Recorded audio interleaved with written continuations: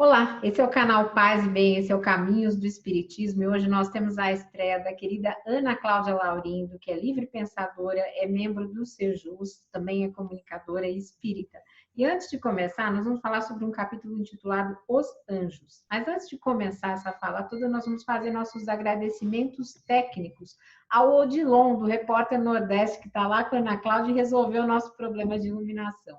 Então, um beijo grande ao Odilon e Ana Cláudia, vamos começar a conversar sobre esse capítulo? Olá, Carla, a todos, a todas que trocam essa energia de paz, de amor com esse canal maravilhoso, Paz e Bem. Uma alegria poder estar aqui. Acho até que os céus têm agraciado. Eu agradeço muito, Carla. Legal. A Ana Cláudia, como vocês perceberam, ela fala do Nordeste para a gente. No Sejus é uma alegria enorme, temos gente em todos os estados, aí, em outros países também. E eu esqueci de dar um beijo na comunidade Paz e Bem e também para a Pós TV 247. Então, como é que a gente começa a conversar sobre os anjos, Ana? O que você preparou aí para a gente, Ana Cláudia? Na verdade, os anjos, eles trazem para todos nós uma mensagem carregada de um simbolismo tão intenso, tão antigo e que, por certo, sustenta tantos arquétipos que desafia a racionalidade dos estudiosos, de todos aqueles que se propõem a compreender a vida e a religiosidade a partir dos pressupostos espíritas, pois há um enlevo com a imagem angelical, com a forma com que a representatividade dos anjos ela passa pela visão romântica de religião e corta por vias místicas, que também, em quantidade muito elevada, se torna um obstáculo ao pensamento e confunde aqueles que ainda não estão firmes no exercício da fé raciocinada. Portanto, nós amamos o simbolismo dos anjos, como certamente a humanidade aprendeu a amar. Porém, nós precisamos, à luz da racionalidade espírita, separar aquilo que traz um simbolismo mais romântico, mais holístico, do que o Espiritismo nos informa sobre o que são os anjos. Legal, Ana Cláudia, eu vou te pedir só uma coisinha. Eu acho que você está com o fone batendo ou na blusa ou no colar. E aí fica fazendo um barulhinho, mas dá para a gente continuar tranquilo, só segurar ele, ou não sei se você está com alguma coisa, vou colocar de lado, mas vamos lá. Como é que é essa história do simbolismo, como é que a gente desenvolve mais trazendo os anjos para a fé raciocinada? Porque, na verdade, é gostoso você pensar que você tem um anjo da guarda, né? No nosso caso, seria o guia espiritual que a gente fala, né? Mas é gostoso você pensar, às vezes, que tem um monte de gente, assim, um monte de anjinhos bonitinhos, igual a gente vê em pinturas, né, em volta da gente. É uma expressão meio mitológica, mas que nos traz conforto. Mas à luz do Espiritismo, vamos lá, vou te voltar a palavra. Então, eu agradeço pela informação acerca, não é, do batimento do fone, porque isso é prática de palestrante que caminha enquanto fala. Eu sou essa palestrante que se movimenta e, diante do computador, é um novo perfil de palestrante que nós vamos trabalhando pouco a pouco. Porém, voltando aos anjos, é muito interessante quando o livro O Céu e o Inferno, ele traz primeiro um resumo da visão católica do que é o anjo, de como os anjos eles não é uma questão de certo ou errado, mas é uma análise de como uma e outra forma de explicar os anjos o livro nos traz e nos permite fazer um certo comparativo. Por exemplo, para a Igreja Católica, lá naquele concílio onde uma proposta de ecumenismo ele é lançado, o livro aborda este concílio de Latrão, se não me engano, mas creio que seja, onde há uma formalidade na representação dos anjos. São criaturas que nunca foram encarnadas para a Igreja Católica. Eles são puros e, de algum modo, eles foram criados por Deus com um certo privilégio que não é concedido à humana criatura, que, de algum modo, ela carrega um corpo e este corpo ele tem um peso de fardo mundano, ou seja, o puro e o impuro. E outra coisa interessante de se analisar, e é muito difícil falar e pensar e estudar sobre a Igreja Católica e não fazer paralelos com as políticas de estruturação do pensamento ocidental, da visão de mundo e de sociedade, a partir desses lastros religiosos que a Igreja firmou, manteve. Então, Deus teria criado estes anjos para, de algum modo, atender aos seus interesses. Deus, rei, os anjos, vassalos desse rei, em uma hierarquia bastante dividida, inclusive indo muito além daqueles que nós conhecemos os nomes e as designações. Obviamente que no tempo em que este pensamento ele ganhou lastro, a história do mundo era marcada pelas influências da monarquia de maneira muito forte. Então, as referências de um soberano de sucesso, de um soberano respeitável, estava sempre associada a um grande número de servidores, de adoradores. Ora, indo numa visão um pouco mais voltada à racionalidade, como nos propõe Allan Kardec e os espíritos que se comunicaram juntando essas informações importantes nestes livros básicos que nós estudamos na doutrina espírita, haveria uma outra representação da divindade. Então, Deus já não é um soberano real. Deus já não é um rei que precisa desse corpo de vassalos espirituais. E os anjos não nasceram do vapor e nem do éter.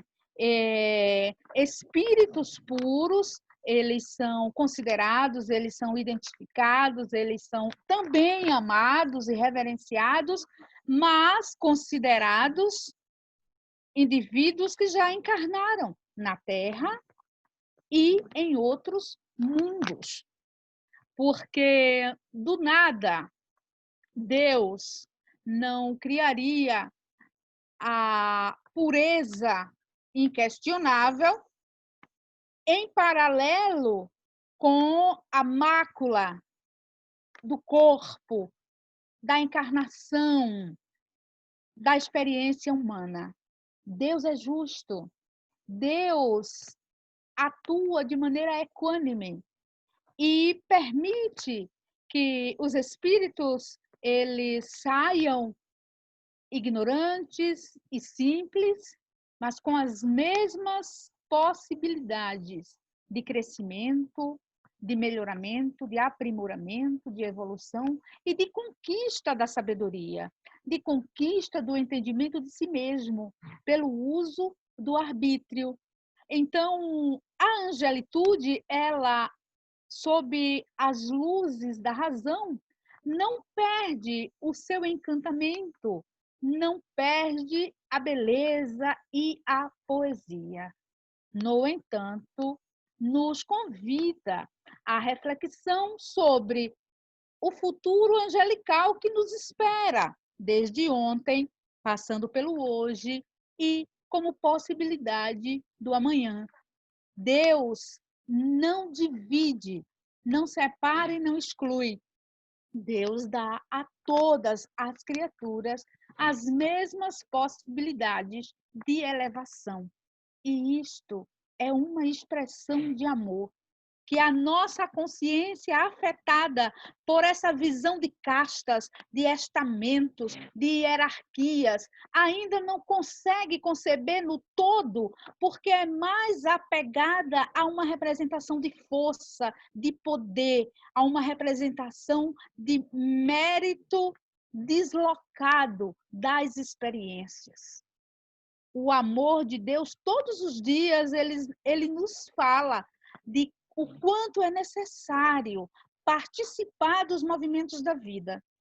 Nenhum de nós, nenhum, é convidado à inação. Todos somos, de algum modo, pelas condições que apresentamos, de acordo com as experiências que nos fizeram merecer chegar onde nós estamos, a melhorar a vida no nosso entorno, a burilar as virtudes, a fortalecer as conquistas. E uma delas, Carla, é justamente o exercício da racionalidade, essa qualidade preciosa que é extremamente combatida por todas as expressões da treva. Legal. Então, nós estamos falando de um Deus que nos permite um processo pedagógico, na verdade, né? Em que nós escolhemos a melhor forma de aprender e de irmos para essa angelitude, né? Porque não é mágica. Então, todo mundo parte da mesma linha de saída e a chegada depende de cada um através desse exercício racional, desse exercício de escolhas, de aprendizado. Por que não? De erros, de tropeços, que também são importantes para quem é criado simples e ignorante neste conceito de pureza de coração e de conhecimento. É isso?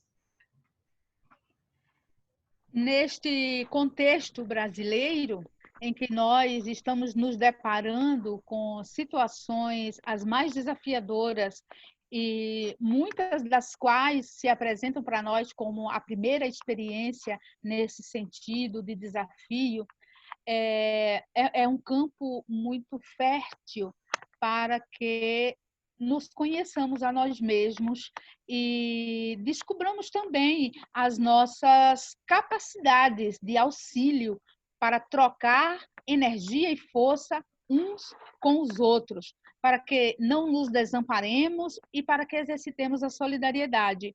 Ora, se fora da caridade realmente não há salvação para a consciência humana, o que será essa caridade se não amparo no momento da dificuldade e a certeza de que todos os filhos e filhas, as criaturas, os seres, as manifestações de vida criadas por Deus têm o direito da existência digna, a existência plena, a existência integral.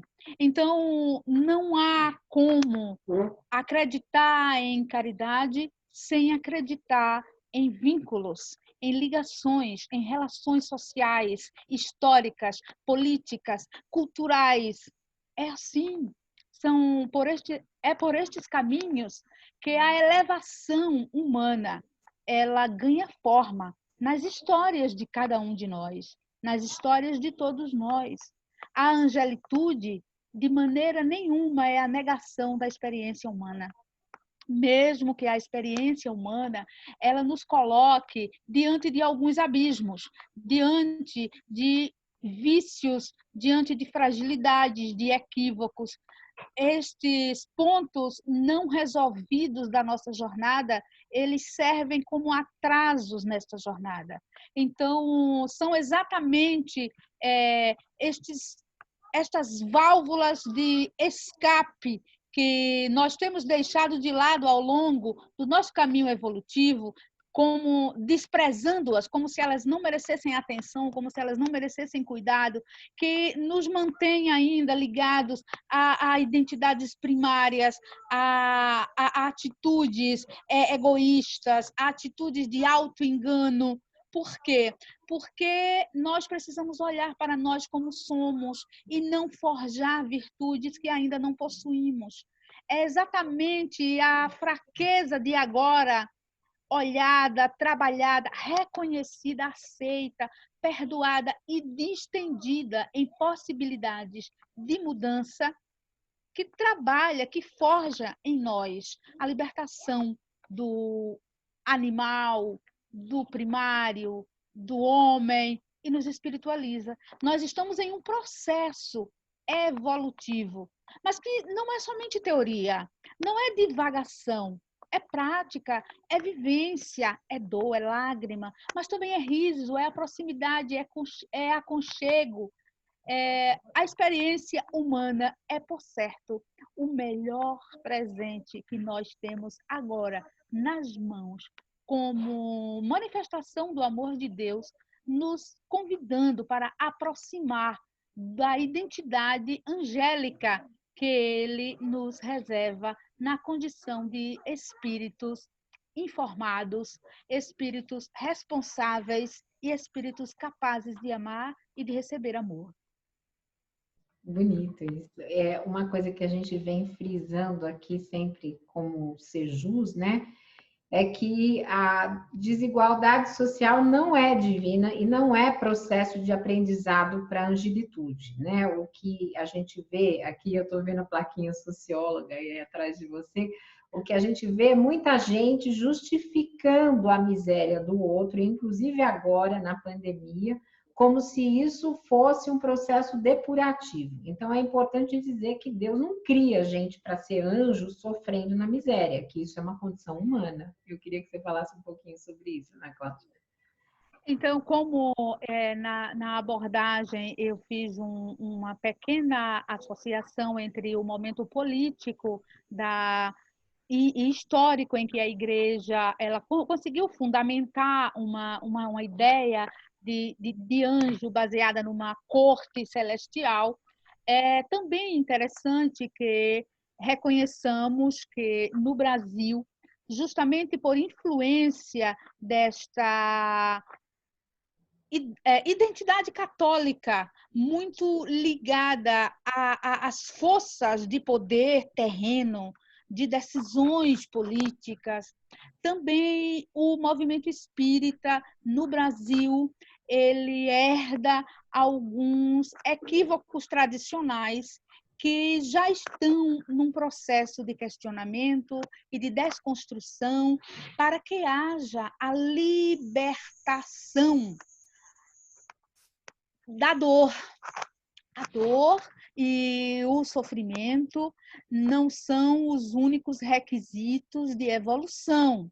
Lembremos que o amor, ele tem mais propostas agradáveis, ele é mais educativo em sua plenitude, em sua amplidão. As experiências de afeto, as experiências de igualdade, as experiências de dignidade libertam a psique humana de todo o lixo das experiências equivocadas que levam ao desamor, à culpa, à autonegação. É necessário que continuemos reforçando com o movimento espírita e os espíritas e as pessoas de boa vontade, porque é muito livre tudo isso. O pensamento no espiritismo, o entendimento é algo muito livre, apesar de termos vivido um longo período, talvez, muito silenciados pela tradição, hoje nós já sabemos que não é mais possível manter esse silêncio e estamos assumindo com pontos de luz que ocorrem pelo mundo todo. E aqui no Brasil, o Paz e Bem, ele é um ponto luminoso que joga essas reflexões importantes, libertárias e libertadoras sobre a questão Deus, humanidade, espiritualidade e libertação e crescimento e evolução. Nós já sabemos que a sociedade ela é um efeito, ela é um reflexo de entendimentos coadunados. Nem tudo aquilo que se programou na Terra foi programado no céu. Deus maravilhoso, Pai amoroso, de pensamento e sentimento equalizador, não precisa das valas que separam indivíduos em classes, castas, raças, sexo. Tudo o que serve para separar foi criado pelo desejo de poder humano, o exercício de poder exercido sobre o mais frágil, sobre o outro, sobre a mente que acatou aquele direcionamento. Ora, o Evangelho de Jesus tem muitas falas onde a libertação ela se dá após o rompimento com uma tradição equivocada. Jesus, em seus atos, ele rompeu com muitas tradições. E olhando para nós hoje, como espíritas, no Brasil do século XXI, e com todo um histórico de crescimento da voz humanitária dentro da seara espírita, a partir da revelação do misticismo que orientou o movimento espírita brasileiro nos últimos anos, com interferência política. Nós estamos vivendo um momento de riqueza emancipatória que a gente só vai conseguir avaliar talvez daqui a mais uns anos. A angelitude não é mais o fingimento da bondade, não é a voz mansa, não é a caridade que mostra força e poder econômico para ser aplaudida pelos pobres ou empobrecidos.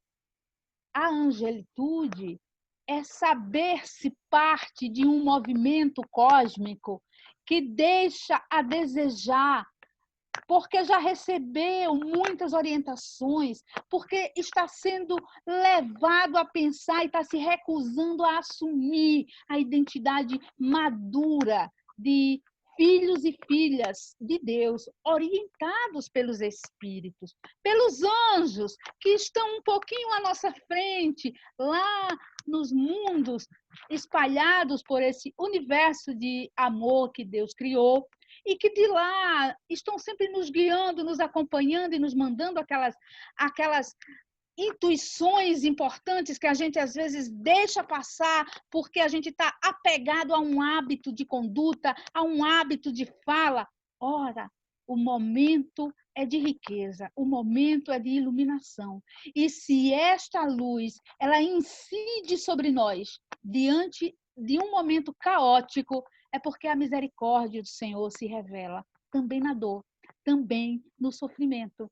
A dor não é condição sine qua non para a evolução, mas na dor Deus também está conosco, assim como está conosco agora, nos incentivando a falar de esperança, a falar de virtudes, quando a morte ronda os noticiários, quando os representantes políticos do nosso país decepcionam as expectativas.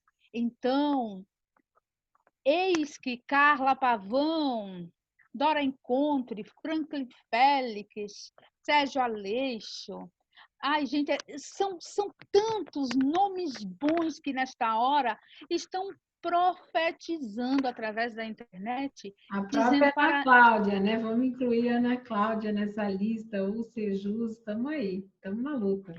E dizendo para não perder a esperança, porque nós não nos reduzimos à matéria, porque nós não reduzimos a uma página da história, porque um ponto e uma vírgula não encerram e nem dão pausa na experiência espiritual de nenhum de nós.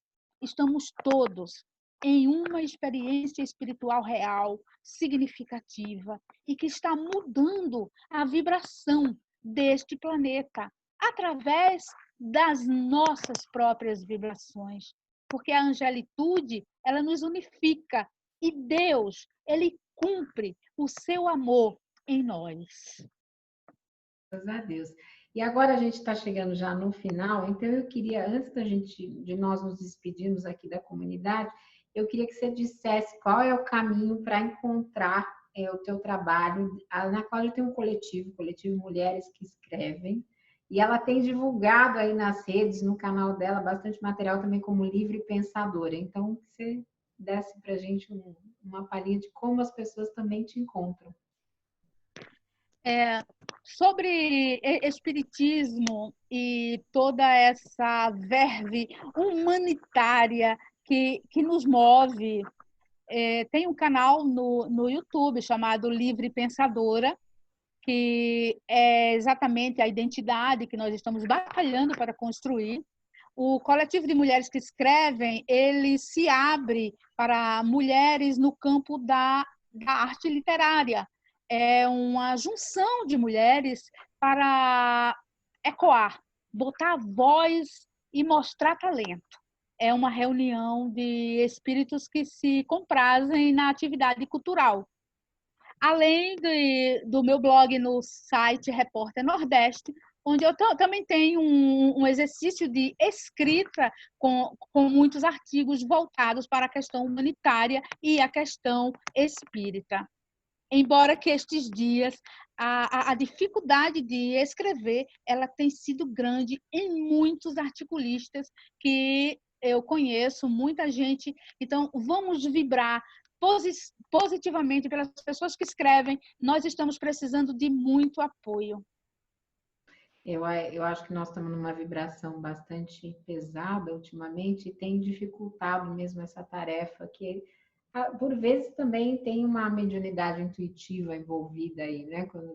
Pelo menos, quando eu escrevo sobre espiritismo, eu sinto muito isso, eu me sinto muito envolvida. Então, vamos fazer essas vibrações, essas preces, agradecendo demais, Ana Cláudia, pela sua participação. Espero que volte muitas vezes aqui conosco. Vou te dar a palavra para você se despedir da nossa comunidade. Eu só espero que os anjos não saiam dos nossos corações, mas eles ganhem um espaço ainda maior na idealização do homem virtuoso, da mulher virtuosa, do espírito que batalha para desenvolver virtudes, porque nós somos autoiluminadores e nós iluminamos uns aos outros pelas vibrações. Que haja amor, amor na nossa vivência de angelitude. Legal, paz e bem, gente. Deixem aí o seu gostei, nos ajudem para que esse vídeo ele tenha relevância no YouTube. Compartilhem e vamos nos falando aí. Para estudar com o Sejus, mande uma mensagem em nossas redes sociais particular e nós adicionamos ao grupo. Um beijo, obrigada, Ana Cláudia.